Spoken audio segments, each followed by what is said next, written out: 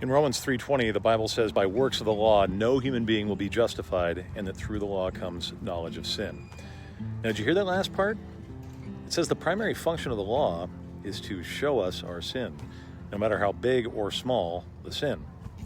A few years ago, I was driving in this quiet neighborhood and stopped at a crosswalk. And to my surprise, as I was pulling away, I saw sirens in my rearview mirror. Now, I knew I had stopped, so I asked the officer why he pulled me over. And he said, well, your front tires were on the first line of the crosswalk.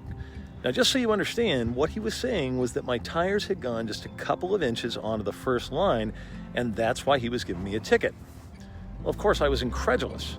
I quickly called a police officer friend of mine to complain. I said, this guy just gave me a ticket for barely having my tires on the crosswalk line. And much to my disappointment, my friend said, I hate to tell you this, but technically he has the right to give you that ticket. Oh, how I hated to admit it, but according to the letter of the law, I was indeed a lawbreaker.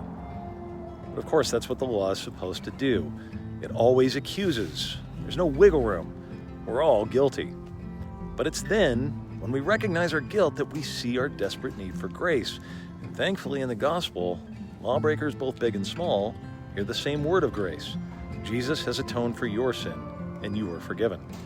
So the law always accuses, but only so we be continually reminded how much we need the grace of Jesus every single day.